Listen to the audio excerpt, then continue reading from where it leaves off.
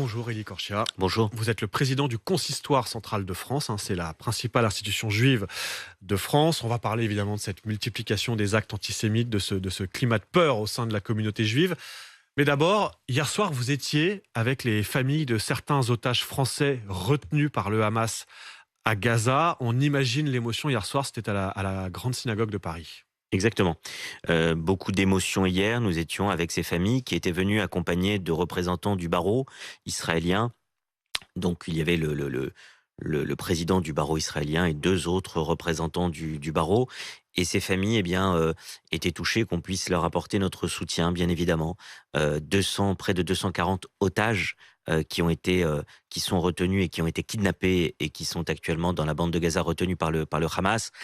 On ne sait même pas ceux qui sont en vie, ceux qui auraient pu déjà être tués. On n'a pas de nouvelles. Donc évidemment, ces familles sont dans une angoisse terrible et nous étions donc à leur côté.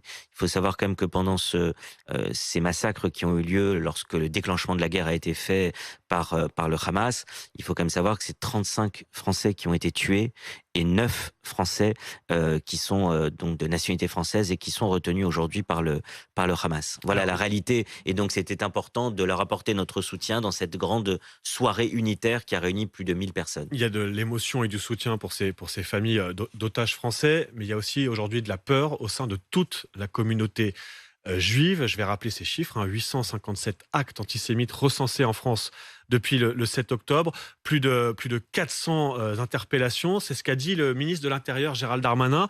Il était hier soir avec vous du côté du centre culturel israélite de Levallois-Perret. Je vous propose qu'on l'écoute et ensuite on va revenir avec vous sur la sécurité des Juifs aujourd'hui en France. Je comprends la peur qui peut être la leur et leur dire que la République va les protéger et aura la main très ferme. 10 000 policiers, gendarmes et militaires de Sentinelle sont mobilisés sur 900 sites de la communauté juive en France. Plus de 10 000 membres des forces de l'ordre, vous estimez que la réponse est à la hauteur aujourd'hui de la part de l'État, des forces de l'ordre, des policiers, des gendarmes sur le terrain ? Oui.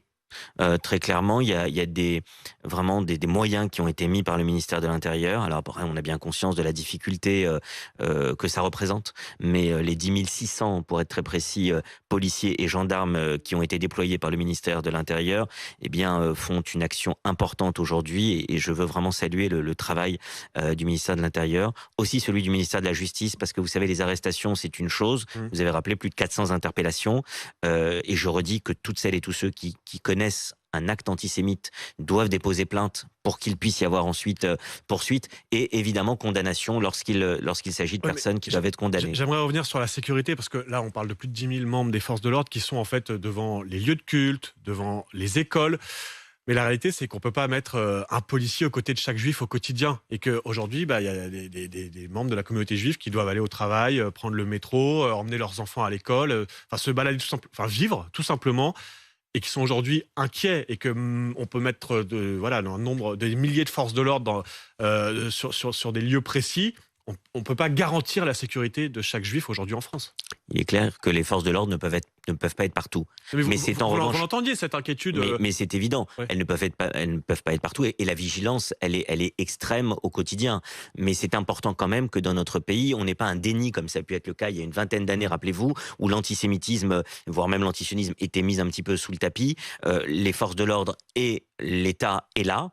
Maintenant, on a bien compris que pour vaincre aujourd'hui la situation, le climat antisémite, avec une banalisation terrible des propos antisémites, notamment en ligne, je veux vraiment le dire aussi, parce que c'est sur Twitter, sur les réseaux sociaux, il y a un déferlement de la parole antisémite qui est grave. C'est la Et société on tout rappelle la entière. démarche, il faut signaler sur la plateforme Pharos, évidemment, chaque Près de propos, 6000 chaque signalements menace. ont été faits sur Pharos et il faut le dire. Je pense qu'il faut qu'on ait une tolérance zéro, mais pas seulement de la communauté juive, de la société tout entière, parce que ce qui est en train de se passer, c'est un fléau qui touche la France et les valeurs que nous défendons tous et toutes. Oui, mais Élie Corchia, vous devez avoir des appels de parents, d'adolescents. Hier, un des représentants des étudiants juifs de France nous disait sur ce plateau, moi j'ai des appels d'étudiants qui ne vont plus en cours, qui préfèrent rester chez eux. Est-ce qu'il y a des juifs aujourd'hui qui sont obligés de rester chez eux, ou en tout cas qui ont peur de sortir tout simplement dans la rue? Et qu'est-ce que vous leur répondez surtout?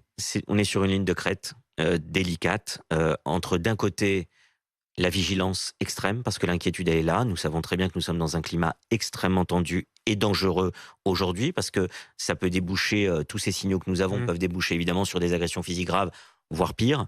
Mais d'un autre côté, on ne veut pas tomber dans la psychose. on doit continuer à pouvoir vivre. Nous sommes en France quand même. On est en France, Mais on est oui. en 2023. Alors c'est terrible ce qu'on est en train de dire parce que ce sont des flambées, une libération de la parole et des actes antisémites. Vous avez rappelé en 3 semaines plus de 2 fois quasiment les actes antisémites qu'on avait connus l'année dernière. Mais en même temps, ne tombons pas dans la psychose. Il faut que celles et ceux qui nous écoutent, et je le dis notamment aux familles françaises de confession juive que j'ai un Oui. petit peu dans toute la France en contact, il faut qu'on continue à vivre normalement, même si évidemment, on doit continuer à vivre, mais on doit avoir en même temps cette vigilance qui est la nôtre, croyez-le bien, parce qu'on n'est pas dupe. Oui, On donc sait très bien que le danger est partout Vous le aujourd'hui. dites, une ligne de crête, vous leur dites sortez, mais faites attention. Oui. C'est très compliqué. Et puis, on a vu ces images hier, on les a tous constatées, ces étoiles bleues taguées sur des murs à Paris, en Seine-Saint-Denis. Il y a eu des tags antisémites dans d'autres villes de France. Je vous propose d'écouter le témoignage de Marie. Elle a 67 ans, elle habite dans le 14e arrondissement de Paris. Et hier matin, en se réveillant, elle a découvert ces étoiles de David peintes sur les immeubles de son quartier. Ses parents ont été déportés pendant la Shoah et forcément ces images rappellent de terribles souvenirs à Marie. On se demande qu'est-ce qu'il va falloir faire. Est-ce qu'il faut mettre des caméras? Est-ce qu'on va vivre? C'est quoi la prochaine étape? Des agressions? Ça va être mort aux Juifs la prochaine fois? Qu'est-ce qui va se passer? Le traumatisme de mes parents qui ne sont plus là et qui ont survécu à la Shoah. Voilà ce que ça me rappelle. Ça nous rend malades. Ça nous rend malades. Heureusement qu'ils sont pas là pour Ils voir sont ça. plus là 70 ans après. Ils ont survécu à la Shoah et ça recommence. C'est ça la vie. Élie Korcha, vous entendez, Marie, ça devient aujourd'hui invivable. Bien sûr. Je connais une dame un petit peu plus âgée encore qui habite dans le quartier et dont l'immeuble avait eu ces graffitis, ces tags sur la façade de l'immeuble.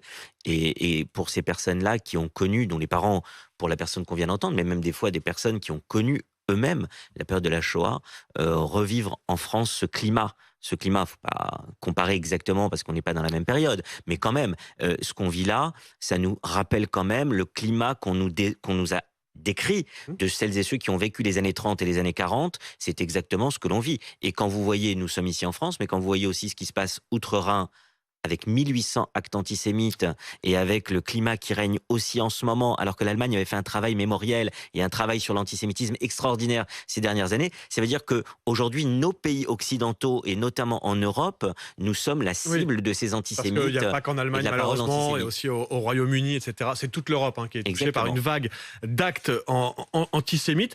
Il y a quelques jours, Élie Korcha, vous disiez la communauté juive se sent un peu seule. Et alors, si j'entends bien, vous, du côté de l'État, vous estimez que la réponse est là, que ce soit dans les mots de Gérald Darmanin ou d'Elisabeth Borne. En revanche, vous dites, j'aimerais que dans la société civile, des personnes prennent la parole et s'expriment. Et si je comprends bien, c'est la société civile au-delà de la communauté juive. C'est ça Bien que vous sûr, attendez aujourd'hui, bah c'est que les Français... On a eu beaucoup d'appels depuis ce matin sur RMC de Français qui disent, moi j'aimerais montrer ma solidarité.